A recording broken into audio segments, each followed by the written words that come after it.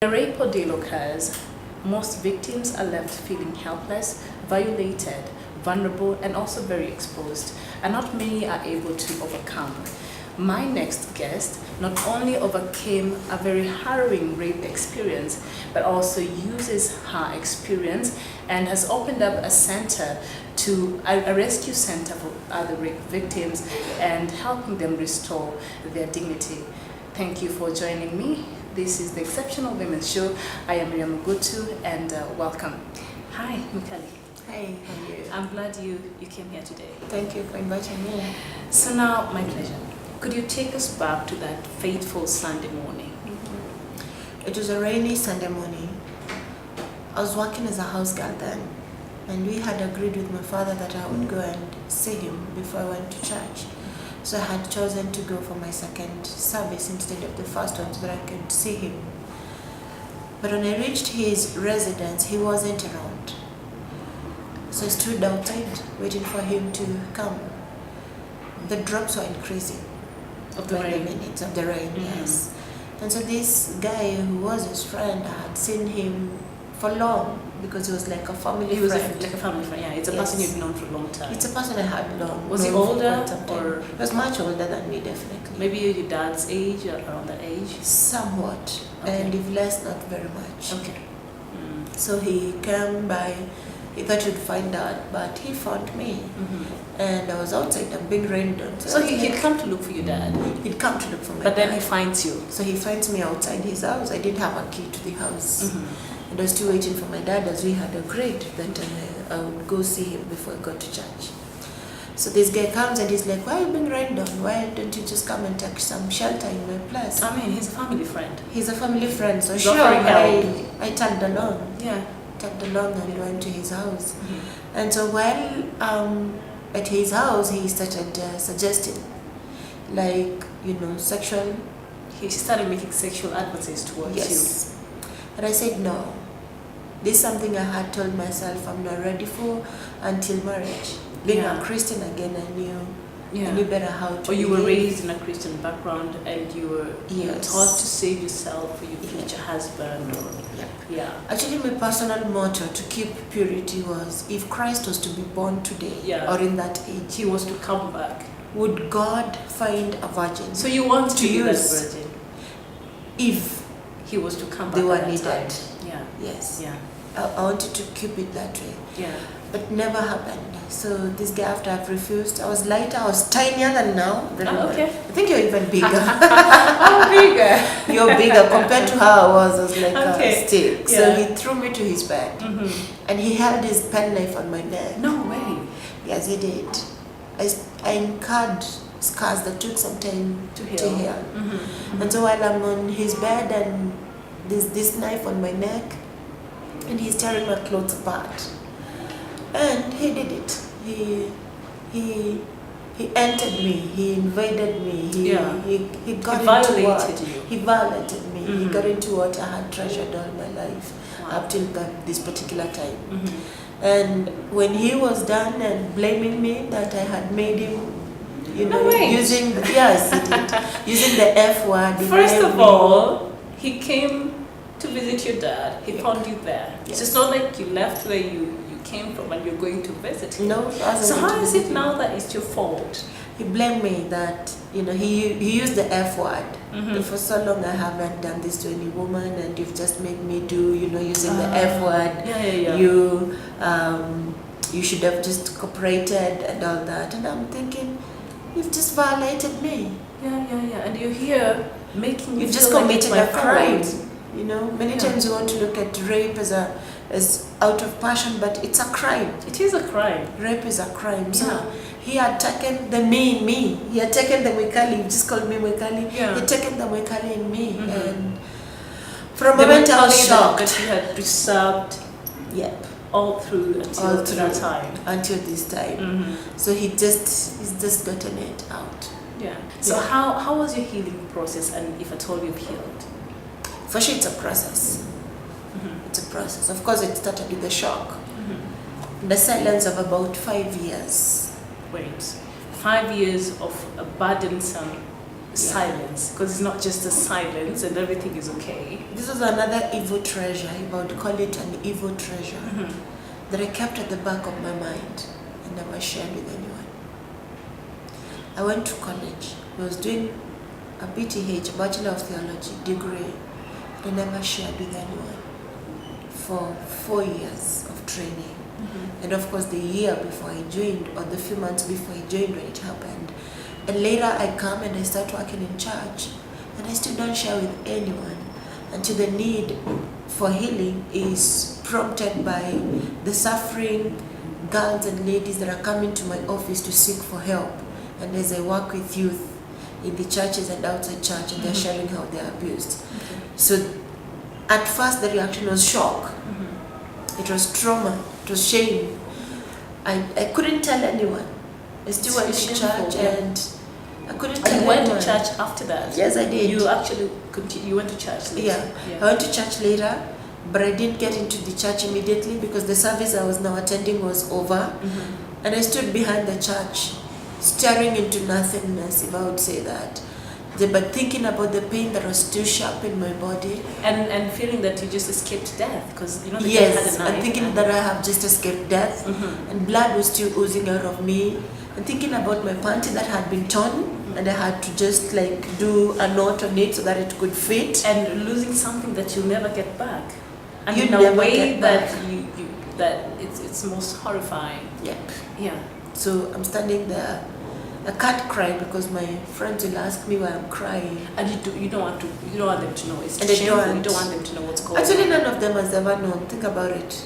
That time, up to date, a few have known, but none of them has ever known. Yeah. Not even family has ever known.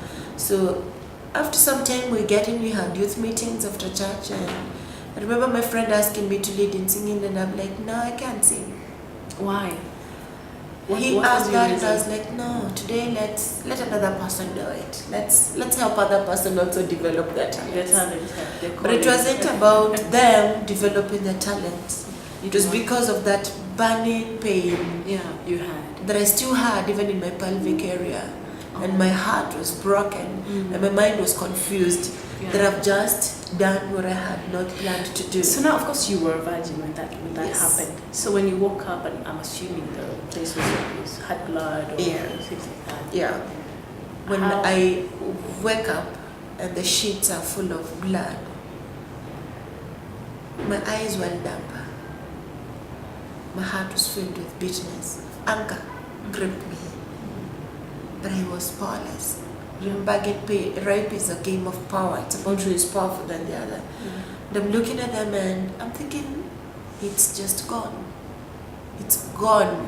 I'll never see this again. I'll never get it back. I'll never convince anyone because this is gone. Of course, I was pained.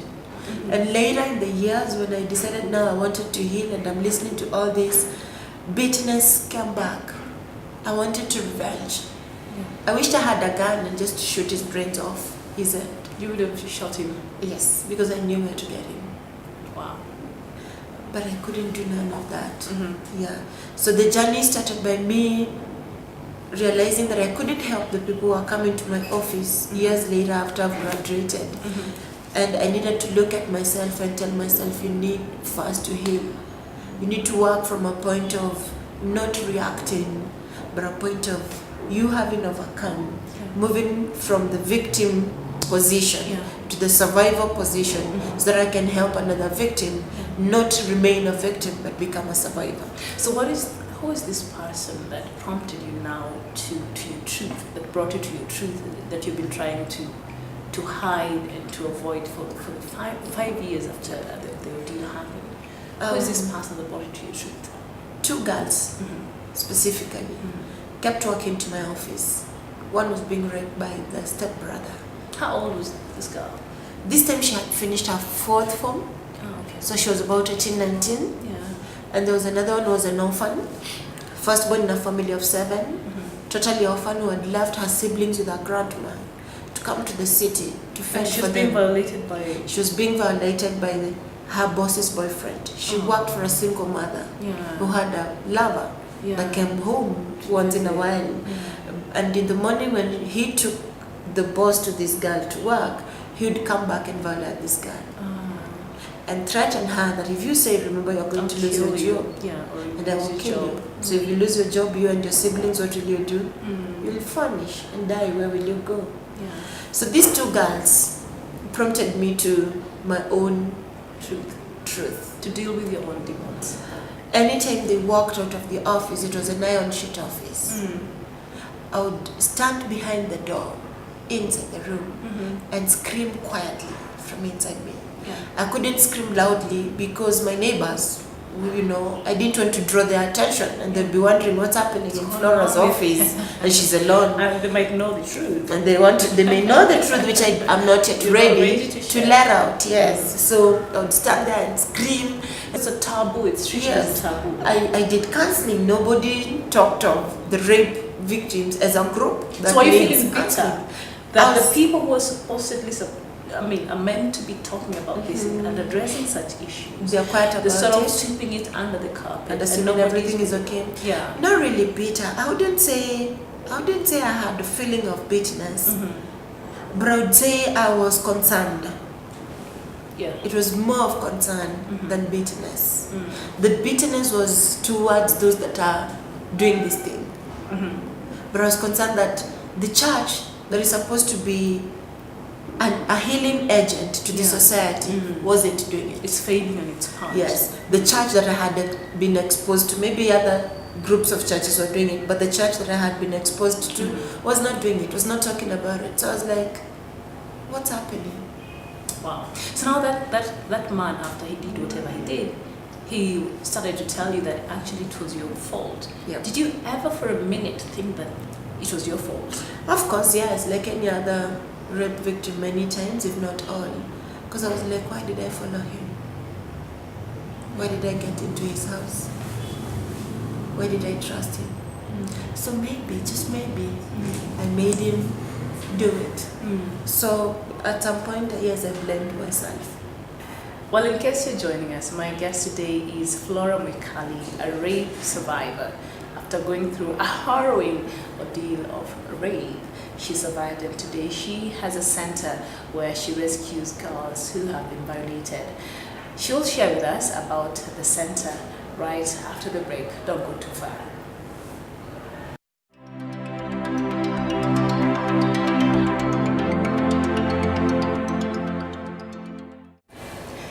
Welcome back.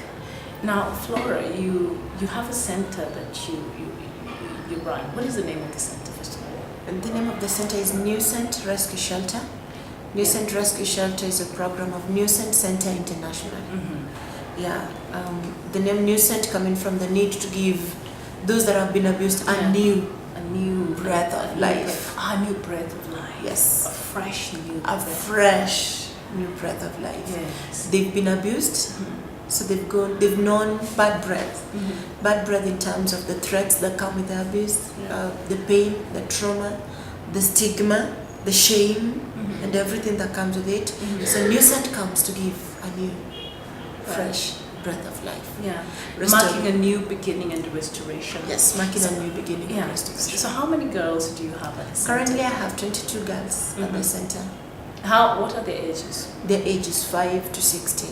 The oldest is 16, the youngest is 5. 5 to 16. Yes. So the 5-year-old, she's also yes, she was also abused by the father. By the father. Yep. Oh my goodness. So when you take them, do you take them back to school, or what happens? When they come to the center, the first program we do for them is we take them to school. So they're all in primary school. Some of them are going to school for the very first time in their lives. Wow. Because they are also coming from the streets. They're former street girls. Okay. Yeah, where they slept in the dungeons, in the sand, in the soil, in the pain, in the in the pits. Some of them, in the bins where they were collecting food. That was their rescue. So for the night. what prompted you to start? Of course, you experienced that could be one of the reasons why. But what prompted you to start this rescue center? I would say this was a calling by God. It's a calling I'm fulfilling for my life and in obedience to God. Because He kept saying that you need to go rescue and help in the healing of these girls. and women. I've done a women project before, and so this is for girls, and I still do women on the side, not formally yet because of resources. So this is a calling I'm fulfilling, and so when I look at my own experience, I call myself a wounded healer. A wounded healer. And God, I would say, at times thrives in using wounded healers. Oh, he's never used anything that was perfect. Yeah. Because you've gone through it. Yeah. You've overcome it. Yeah. By His grace, by His mercy, you can help another person go through the same. Exactly. So that's what I would call myself. You're mentioning to me a while ago about these girls that were, their mothers burned them because she was frustrated and she just wanted them dead. And it's like they lost part of the legs, I guess. Could you share with our viewers? The girls I have at the center have gone through very painful experiences. Each of them is unique in their own ways. Some of the girls were mistreated by their parents, their real mothers, and this happened to be one of the cases. But the mother probably is frustrated by life and she just wants it out. But there's this baggage of Which kids. are the kids? Yes, Yeah. of kids. So what do? You choose one of the easiest ways to do is just to do away with them. Wow. And so some of them have sustained injuries that are permanent in their bodies. And that's how we end up with one of them losing their limbs. Yeah. We got a group of girls who their mother would tell them, I don't sleep in the same house with women. Wow. Now the women she's talking about is an 11-year-old by that time. No, And wait. about 6-year-old. Wait. Yes. So an 11-year-old is a woman. Is a woman. She's a threat to the mom. Yes. Because And the she mother will maybe need has a food. boyfriend. That's and it. This man, who I think is maybe not exactly normal, Mm. will see the The girls. 11-year-old. Yes. Yes. So I have these two girls where the mother would tell them, I don't live with women. I don't sleep in the same house with women. With women. And Oh my one of goodness. these girls, both of them never taken to school. Mm. They were learning how to hold a pencil. So now if When I'm if taking the to mother school, cannot live with them, so where does this leave these kids? Where do they go to? go fend for yourselves. In So other to words, the- you go to the street and Yes. they become So to the child streets. prostitutes. Where I got them from, in Mm. the streets. Wow. One of them having worked for a witch doctor and initiated to become a witch. Wow. So the ministry are doing, there's also prayer. Mm. We cannot do without God. Our foundation, our building, our blocks, Is or God. everything is God. Yeah. Because how do you help a person who's been initiated to become a witch Mhm. to live a normal life again? Yeah. And she's also been abused sexually. Yeah. And she's been living in the streets. She knows just how sweet cold is when she's sleeping in a trash bin Mm. in the market and wake up very early to go fend for herself. Yeah. These girls who had their first Christmas in a home environment last year for the first For time. the first time. Most of them, In yes. most of their lives. Most of them. Wow. You know, their Christmas was characterized by walking through the market and collecting the rotten avocados and bananas and all that. Yeah. This was going to be their meal Wow. for Christmas. Mm. So they had their first Christmas in a home Like environment. they had like a real home for the first Yes. time. Now, how does one overcome the stigma and the shame that comes with rape sometimes? Or most times? It's not easy, but it's possible. You got to gather your inner power. Mm-hmm. Stop blaming yourself. So, Faith, how would you like to be remembered?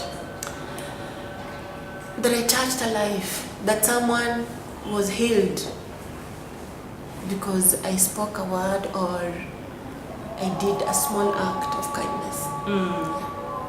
And that God used me and Yeah. I allowed Him to use me. What drives you every day when you wake up in the morning?